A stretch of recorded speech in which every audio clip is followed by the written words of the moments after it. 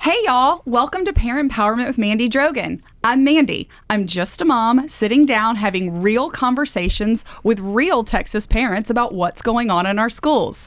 Today, we are joined by Congressman Chip Roy of Congressional District 21 right here in the heart of Texas. He's a father of two, married to Kara, and he is a strong advocate for all parents and the parent empowerment movement. Thank you for joining us, Chip. Great to be with you, Mandy. Thanks for all you do.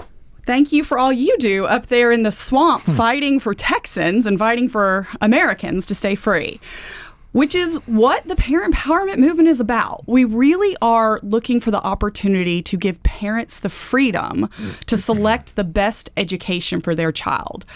I talk about this all the time. It's not the school choice movement. It's the parent empowerment movement, ensuring that every parent has transparency into their classrooms, a high quality education, respect for us as parents, and the choice of where to send their kids to school. You've been on the front lines of this really for over a decade since you've been, back at TPPF and then obviously in Congress. Can you talk to us a little bit about why it's so important to empower parents with that fourth crucial element of the four pillars of parent empowerment, choice? Well, it's great to be here. Thanks for all you do. Thanks for what TPPF does here. And look, I'm really proud that the governor and the leadership of the state has made this a central issue. They made it a central issue in this campaign, and it had a direct impact on the elections. Yeah. And it did so because parents are fed up, and I'm frankly one of them. I was public school educated K through law school. My wife was public school educated K through law school. She's the product of a single mom. Went to Plano schools, went to Texas A&M undergrad, went to University of Texas for law school. I went to the University of Virginia undergraduate, went to Texas for law school. Now, why do I tell you all that? Because Thomas Jefferson was the chief promoter of public education. He referred to it as the public diffusion of knowledge. It was critically important in a republic that our populace be educated, right? If you're going to have the people voting, if you have the people involved in pushing their representatives in a republic, they need to be educated. So I'm a firm supporter and believer in the public diffusion of knowledge. What I am not a firm supporter and believer in is the indoctrination of our children by a radical set of people who want to remake America in their idolatrous image. That's what's happening. And with all due respect to the public schools, there are a lot of great teachers out there. There are a lot of great administrators out there. There are a lot of great people that have been devoting their lives to the education of our children. But the overall system is failing our children. There is no debate about it. It is literally an undebatable topic in terms of both academic performance, but probably more importantly, the values that have been being shoved into the heads of our children to hate our country, to hate the state of Texas, to apologize for their existence, to be told that there isn't a God, to be told to worship at the altar of the climate agenda, to be told that you must sit there and be told that you've got to deal with a transgender agenda. Or a friend of mine who had a sixth grade teacher who was a transgender activist who was out literally taking phone numbers from people saying, hey, call me if you want to be able to figure out how you can transition. The people of Texas are sick of this crap. And so the purpose of choice is to empower parents. This shouldn't actually have to be that hard of a debate. Like, at the end of the day, parents are in charge of their children. Parents have the right to make sure their children are educated properly. They needn't turn them over to some faceless bureaucracy or even a bureaucracy with a face on it.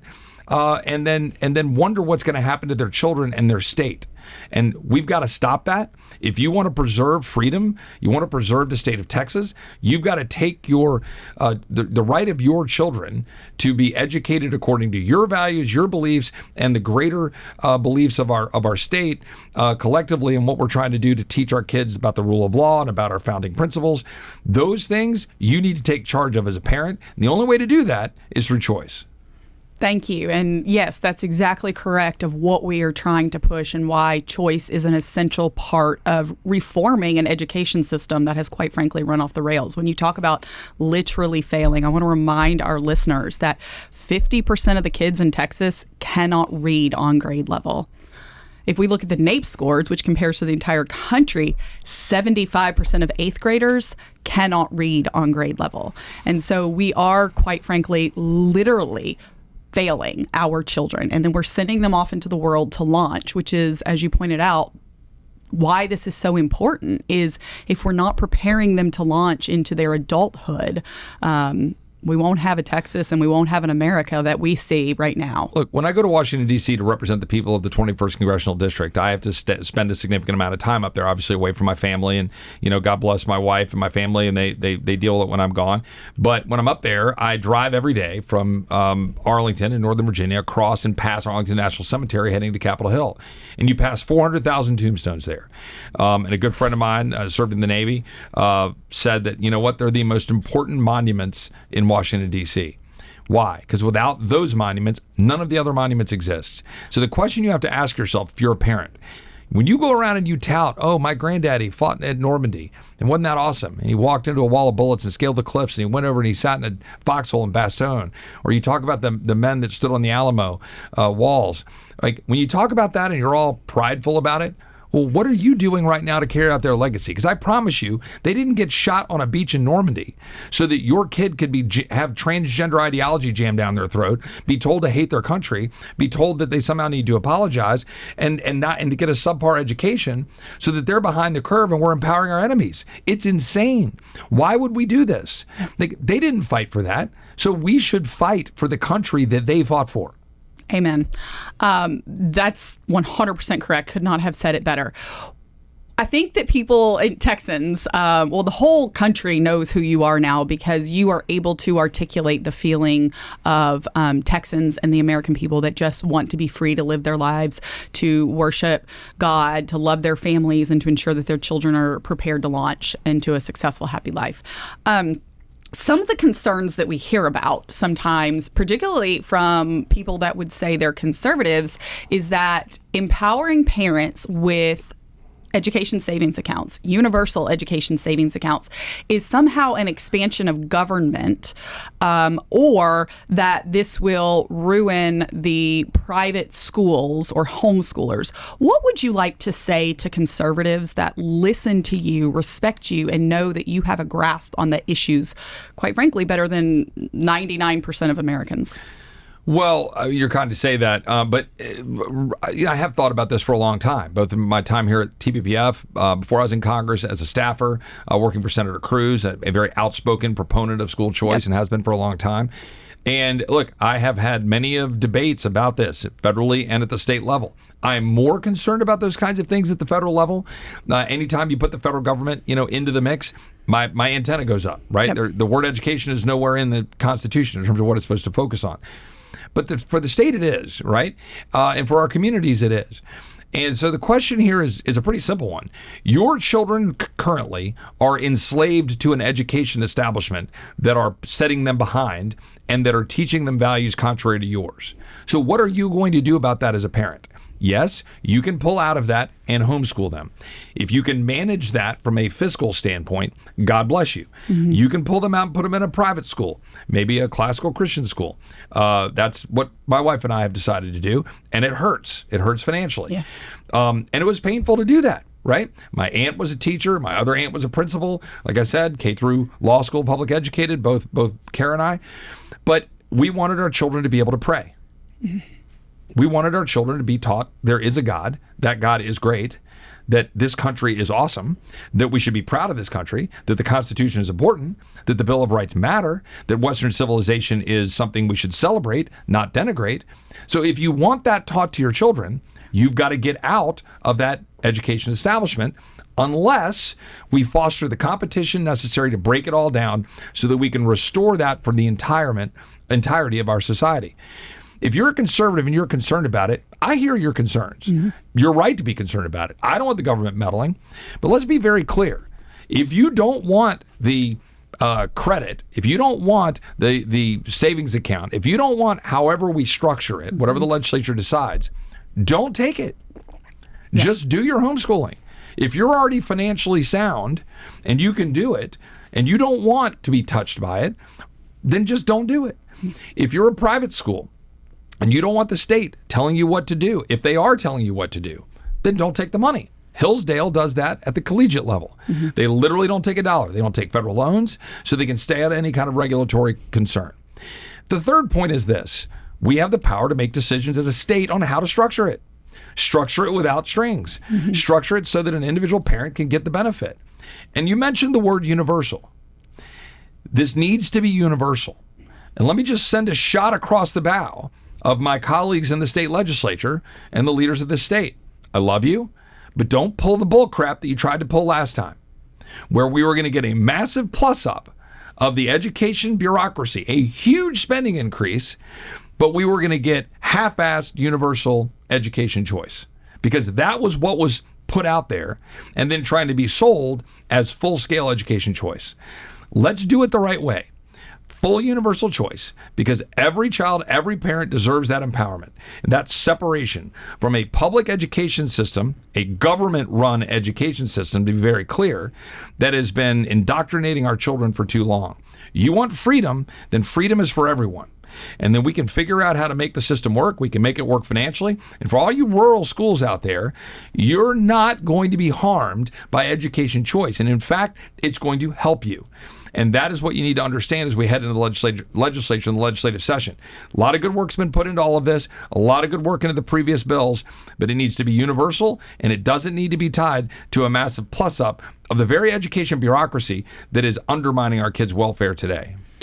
Thank you. I think that's really important to talk to those rural communities, because you're exactly correct. So you hit on why we need to do this. Quite frankly, 90% of our kids are in public education right now, and they are being failed. And these kids, I keep trying to remind people, these kids are going to grow up. Right. And for the ballot harvesting that we know that goes on, and we know that the electioneering is going on in our schools, they're literally getting 18-year-olds to go, and they're telling them to go vote. I remember 2 years ago at Northside ISD, the superintendent, Brian Woods, who just so happened to be, after he retired from his $500,000 contract there after being caught electioneering. He's over at the Texas Association of School Administrators now. But they're literally taking kids and saying, you need to go and vote this way. And we saw that again recently when actually a very courageous trustee from your own home district decided to stand up and push back against yet another sister organization, TASB, Texas Association of School Boards, when they hosted taxpayer-funded lobbying financial experts who then, as he said it, told them to weaponize, or he said the gist of it, what they were saying was to weaponize teacher pay. Teachers were not voting the way they're supposed to vote, and so don't give them pay raises. Can you talk a little bit about some of the nefarious tactics that are used, not just at our Capitol here in Austin, but in D.C., where you get these taxpayer-funded lobbyists actually advocating against the taxpayers? Yeah, I mean, look, you just touched on a whole lot of issues there. So I'm prepared to go on a 10-minute filibuster here, probably. But no, like, one, when we talk about this issue, right, the breadth and depth of the corruption, and I use that word intentionally, it is corruption. Yeah. Where you have individuals that are making a ton of money. You have taxpayer-funded lobbyists making a ton of money on this issue in particular. Yes. Shamefully, frankly, and trying to do it and saying, oh, we're looking out for the interests of teachers and we're trying to do this all for the public good. Bull. You're lining your pockets while going out and spreading propaganda to undermine the freedom and the choice of parents. That's what you're doing. And in this case, as you point out, you've got at TASB, TASB, you've got very clear indication from somebody in my district that I know well who heard the chief lobbyist, taxpayer-funded lobbyist, say, hey, we want to make sure that, hey, let's not fix that teacher pay issue. We need to keep this be a hot button issue. Right? They want to weaponize this, okay? They want this to continue to be a dividing issue. That is the corruption that you see. But there's also additional corruption. The corruption of who's making money on building these massive, massive schools. Look, I don't know about you, but I grew up getting taught in a box. It was like a red brick box. A little window. I don't think we had air conditioning, right? I mean, right. Like we, obviously my grandmother's in a one-room schoolhouse out in West Texas, right? I mean, it evolves over time, and I'm okay with some additional facilities. It's fine. But we've been building these palaces. These architects come in and all these consultants telling you, well, this is what you need for the betterment of education. You know what you need for a good education? A good teacher, a good parent, and a good student all working hard. You don't need any of that other garbage, okay? And what we're doing is racking up massive amounts of debt to fund these bonds that everybody goes like sheep and they go vote and they say, oh, I want a pretty school. You know what else they want? A big fat stadium for their Friday night lights. And look, this is a problem. We are turning our children into slaves at the behest of people profiting off of building these massive palaces, these castles for schools. And we have, I think, if I'm correct, over basically my lifetime since the 70s, adjusted for inflation, a 166% increase, pushing almost doubling, of the overall education spending. And we've had only a 16% increase in the teacher pay. So where's that other 150% going? It's going to the profiteers. It's going to the administrative bureaucrats. It's going to the, deputy principal assistant to the assistant deputy principal assistant's assistant, who is there pushing DEI garbage because the National Teachers Union and Randy Weingart and all these freak shows are telling them that's what you need to teach these kids. They're going out trying to recruit the next transgender music teacher for the middle school. They're trying to indoctrinate your kids. And we're sitting back and saying, oh, thank you, sir. May I have another? To quote the great movie Animal House. If you ever can get a good Animal House quote in, you know you're doing well. And the fact here is, look, we are not just failing those children. These children are not just growing up to be voters. These children are growing up to be your doctor. These children are growing up to be your pilot. Let me ask you a question. Who do you want flying the plane? When you and your family get on a plane, who do you want who has got the knife and the scalpel in their hand when you're going under and they're giving you anesthesia? Do you want somebody who's been taught DEI, who's been taught that, oh, everybody's a winner? Everybody gets a participation trophy? Or you want somebody who's been taught, oh, go to your $60 million football stadium in Allen, which then got a big crack in it, by the way, while they go to the voters, then rack up more debt, killing our entire state. And you're saying, oh, well, who have we taught and what have we taught them? Look, it's not even just a civil rights issue. I hear that all the time. It's a civil rights issue of our day. That's fine. That's one way to look at it. We've got poor kids that are getting cast aside. You give parents choice, those poor kids will do better. It is a civil rights issue. But it's bigger than that. It's an issue of our country. Yes. It's an issue of whether we're going to keep a republic. This country is hanging on by a very thin thread. If you want to take it back, don't just go wave a flag on July 4th. Don't just go praise a veteran on Veterans Day. Do your damn job to reclaim your schools and your communities for your kids. That includes your sheriffs and your DAs, by the way, but that's a different podcast. Thank you. 100% correct. I want to talk a little bit about, you touched on two subjects there that is really important. First off, the building. Texans may not realize this, but right now we are number one in the entire country for capital outlay. Yep. We beat California. We are steering massive amounts of money to architects who are doing the bond planning, marketing campaigns. You can go look it all up on Transparency USA, friends of this ISD, friends of that. It's always the architects. They're doing this, and the consultants and the lobbyists and whatnot. They're all the same people. They're all the same people. Yeah. That's right. You've got one that is, so I'll point out, VLK Architects, they brag about being the number one builder in Texas. And they're a gentleman that's over their K through 12 education named Scott Milder.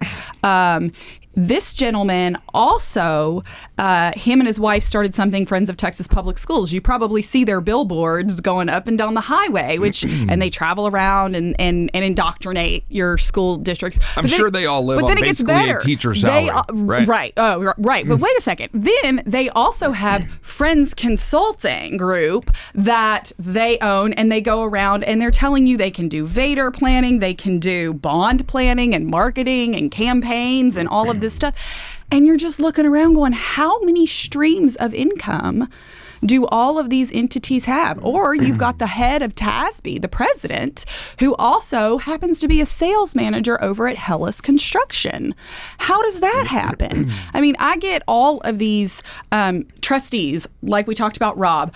We've got several others that are going, wait a second, we're having some problems here. Why is all this money going to build these? I mean, we're over $100 million for all these stadiums, like what they are now, because now you got to have the biggest and the best, and it's kind of, that started occurring years ago, and now it's just assumed. But so we're steering money away from the classrooms. We're increasing property taxes like nobody have ever seen.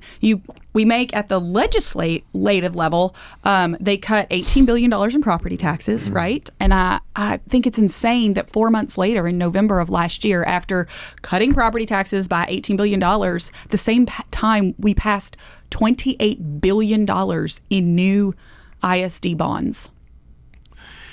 It's wild. Well, I mean, honestly, I've got some thoughts. I don't have a lot to add to the details there because you just laid it out. But, I mean, there's some philosophical thoughts here, right? I mean, so we build $100 million football stadiums for, quote, the economy.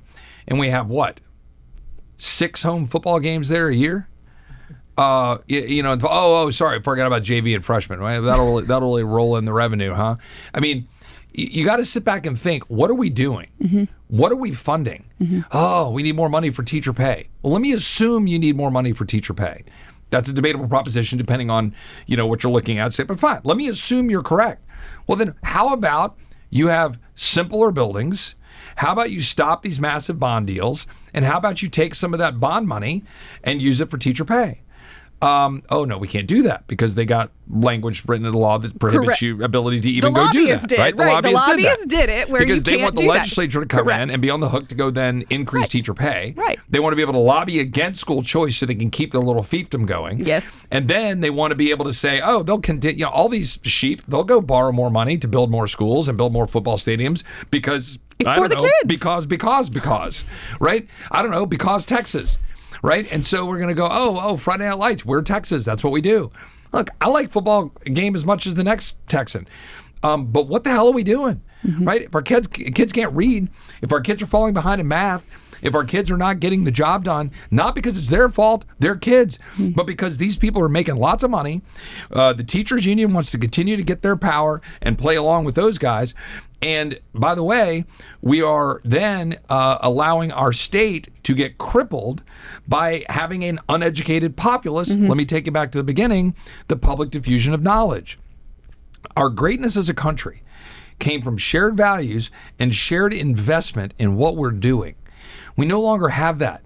We're propping all this stuff up. Hell, we're the worst in Washington, printing money, $35.2 trillion in debt, $1 trillion of interest every single year, spending more on interest than the national debt. Mm-hmm. But you could gut and cut the Department of Education. I co-sponsor the bill to do that. We should get rid of it. It's a waste of money. It's meddlesome. Yes. You're laundering money to Washington and then kick it back out to states in an inefficient bureaucracy. With a There's whole no lot of reason nonsense to do it. regulations. With strings attached and everything else. You should get rid of that. Fine. I'm fighting to do that. But let's not kid ourselves that somehow Texas is doing the right thing. We're not. Mm-hmm. And I'll see how they'll bring out and they'll roll out their stuff. Look at our test scores. We're doing great on this. They'll do that. But they really aren't, right? Our kids are falling behind. Mm-hmm. And now let's talk about the demand on our education system now because of the illegal aliens pouring into our state. Now I can have a whole podcast on that. And obviously fight that issue in Washington. But Texas was the center point of Plyler v. Doe, which is an opinion that should be overturned. And we should fight it. Because it was a 5-4 opinion, by the way, with a liberal court in 1982, I think. I'm pulling that from my law school memory banks, that says that Texas, we have to fund any of these children who come here and that are placed in our public education system. So where's the federal government on that hook? We're footing the bill in Texas, and then your kids are left holding the bag. This is why you need choice. You need to empower parents. And the last point I'll make on that, the reason universal choice matters is because you have parents right now sacrificing who are scrimping and saving every dollar they can to send their kids to the local Catholic school or send their kids to a classical school or to homeschool or whatever they can do, some co-op, whatever they can do to figure out how to not have their children be indoctrinated. And I am not going to sit by while we say, oh, we're only going to give choice to the ones who change from public school to a different alternative. Yeah. That is garbage. We should fight that, and we need full universal choice, and then let that all kind of play out as it will in the next session. Yeah, 100% correct. And thankfully, the governor, as he's traveled around the state, has led on that, going into these communities and saying it has to be universal choice. Agreed. We understand that there are families. I can remember one event that we did, and two ladies came up to me, and I said, you should go tell the governor this, because he's on board with it. They cleaned the toilets at their children's. It was two of them. They cleaned the toilets. They cleaned the bathrooms. That was their job, to get a break on tuition. On tuition at a private school. They did it every night. So they put their kids to bed, and they drove back to the school to clean the bathrooms. And this I just cannot be being overstated, the extent to which there are parents right now today sacrificing so that their kids can be free. Yes. So their kids can be taught properly. Yes. And we should not have the state come in and undermine their sacrifice by rewarding, somebody who goes, oh, okay, well, I'm over in this public school, but, now I've got that option. I'm going to go send them to, St. Fill in the blank, and then they'll be able to go do whatever, No, that ain't right. We got to make sure that we stand by those who have been sacrificing and doing it, the way they've been doing it so far. That's right. And we're all on the same page. It's why we use that term. It has to be universal. It has to apply for everyone. And I'm glad you brought up the funding. So last year's was eligible to everybody, but obviously when there was only $500 million in funding, that limits, because the governor, Chairman Buckley, were really smart in indexing that the amount to the ESA to the growth, similar to how charters are funded. Right. And that was brilliant, because obviously as a natural inflation occurs, not this Biden-led crazy print trillions of dollars type of inflation, but that should grow over time. So only having that $500 million severely restricted the number of families that were going to have access when you prioritize specifically the low income and special needs community. So I'm with you. I am cautiously optimistic that, given the incredible results of the election season, where you had great leaders, yourself included, that are out there talking to people, talking to parents, talking to constituents about the importance of this issue, and completely changing the makeup of the Texas House, where people say everybody deserves this. Well, and I need to say something that I think that's really important here. I think the odds are pretty good that neither my family, neither my wife nor I, that we're going to be able to see any benefit out of this in the end, right? Because our kids are almost, sadly, they're getting old, and they're getting to the point where they're going to be out, in high school and so forth. But here's the thing: there are a lot of hardworking middle-class families out there. Like, I understand the need and the driving message for a lot of the proponents of education choice over the years, for those who have been being left behind, which, by the way, No Child Left Behind did not stop them being left behind. Right. But arguably made it worse. The number of children being left behind in our poorer communities, regardless of race, by the way, across the spectrum, whether you're in Appalachia or South Texas or in an inner city school, the people being left behind, I understand why that's an important focus for choice, because we should do that, right? We should empower those parents. We should free them from the travesty of being in a public school system that's failing them. But to my point about the hardworking middle-class families that are sacrificing, there's a lot of people that are carrying the load for this country in the working class, middle class, some that might even put them into the upper middle class, that people that are, getting up every day and going through the slog and sacrificing and doing the hard work. Maybe they serve the country, maybe they're a cop, maybe they're a banker, maybe they're whatever they are. And usually they're double income families, and they're running around and going from activity to activity, and they're sacrificing, trying to figure out what they can do for their kids. And then for them to be somehow limited out, I think is a mistake. Yeah. And look, I understand why people go, well, why is a billionaire going to get credit? Well, there's like 5 billionaire or 100 billionaire, right? There's the number of people who are going to get that benefit compared to the vast majority of Texans who are out there, who are hardworking people trying to figure out how to get by. But, you can have a law enforcement individual and a teacher that are making 200 grand, and suddenly they're getting left out, but their mortgage is off the charts. They can barely afford their property taxes. By the way, they should cut the property taxes further. Stop funding these bonds. But you can't afford a car because the radical leftist progressive Democrats, in their climate agenda are making your cars unaffordable. Different podcast. So, but your family, you can't afford to live.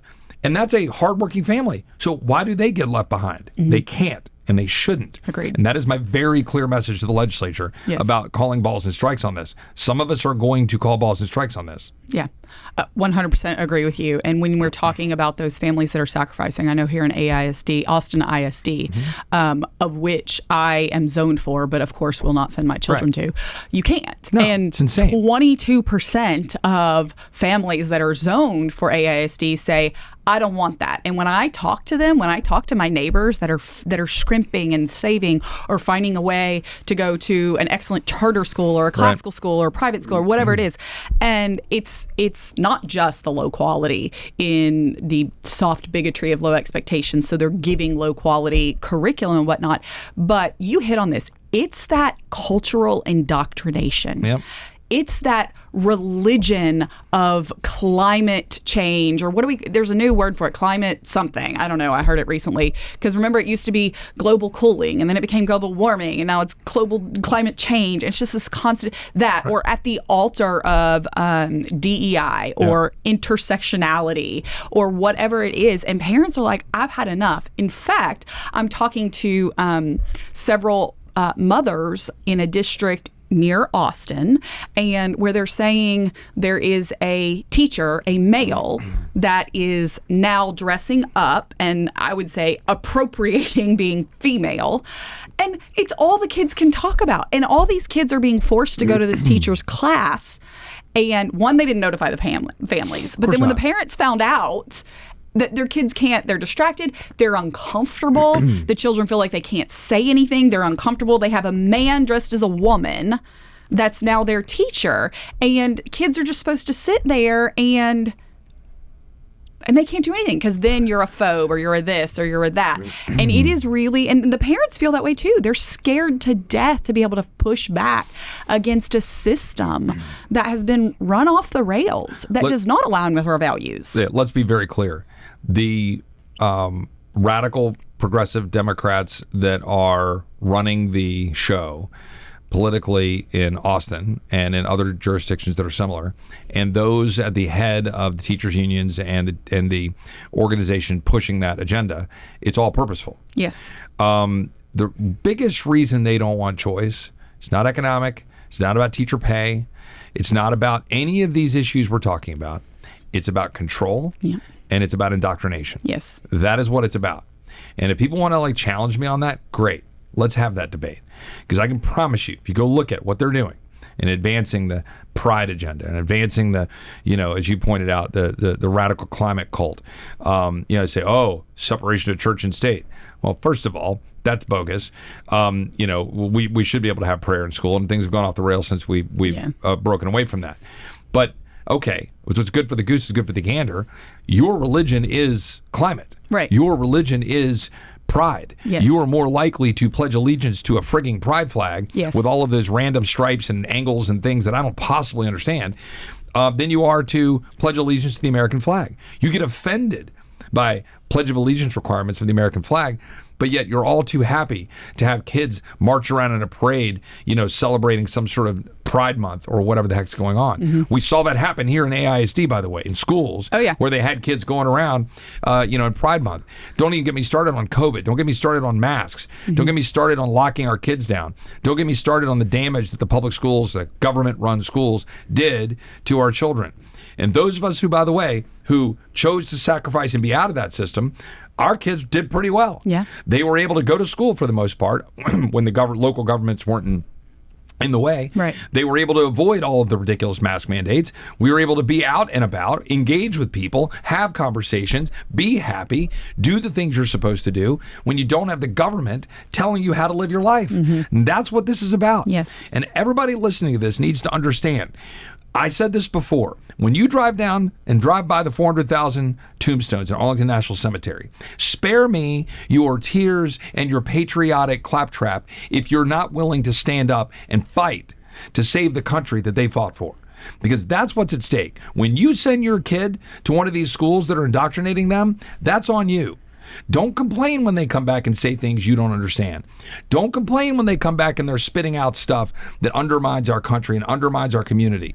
That's on you as a parent. You tell the legislature you want freedom.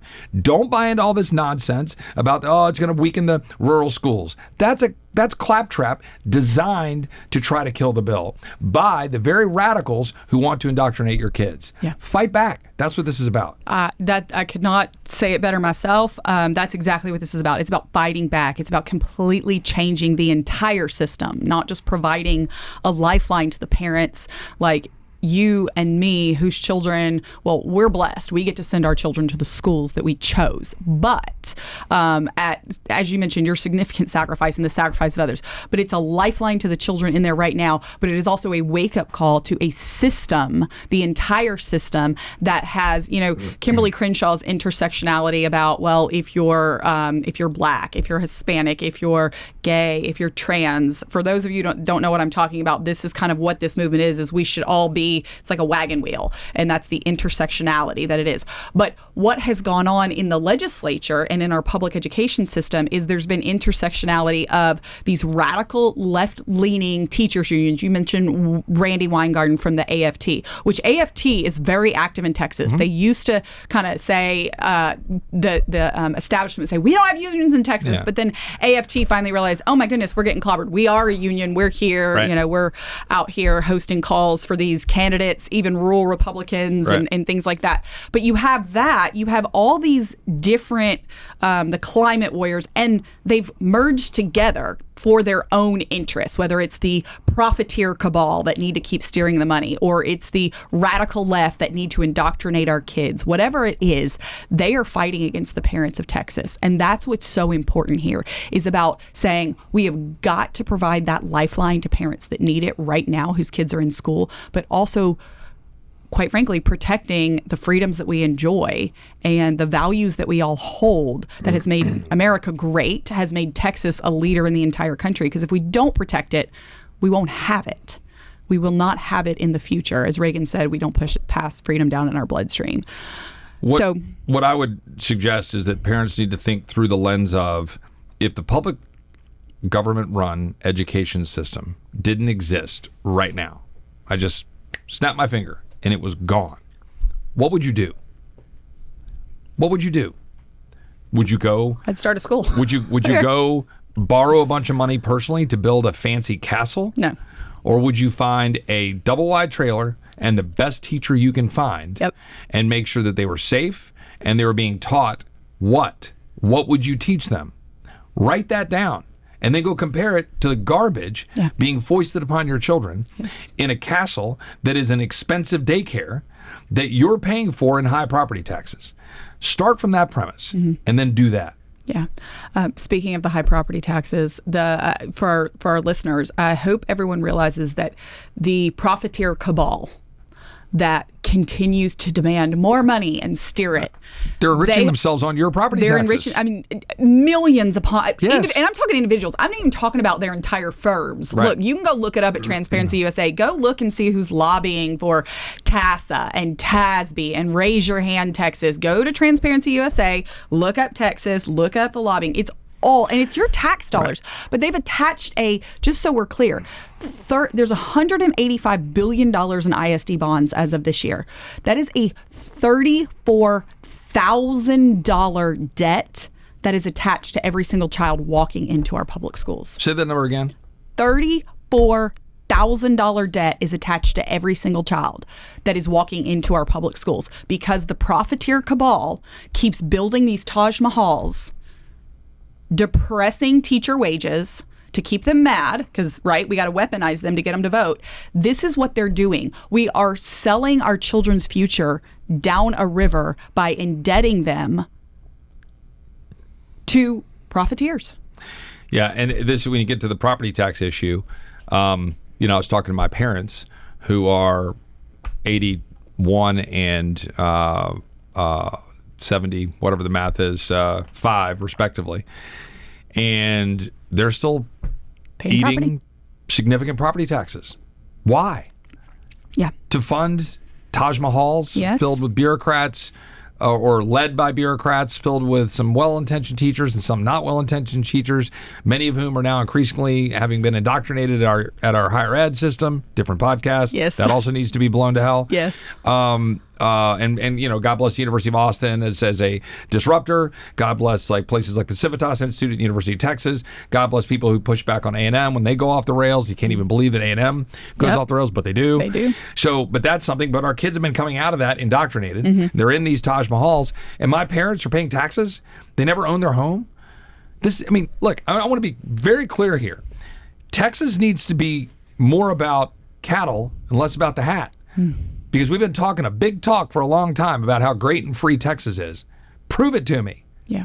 If you can't own your home in Texas, are you free? Yeah. If you can't send your kids to a school and not have them be indoctrinated, are you free? Right? Are you free if your borders are wide open and illegal aliens are being forced into your schools and the Supreme Court says you must pay for that? Are you free if you have to pay for the hospitals for those same individuals because the Supreme Court said so?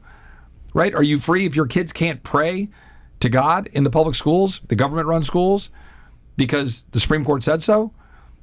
Are you free in Texas if your streets aren't safe? And all these things, all these issues that are all related to this very, very real problem. Because a lot of things domino from a failing education system. Because our kids aren't taught the Constitution. They're not taught freedom. They're not taught the sacrifice of those who bled and died to give us this great state.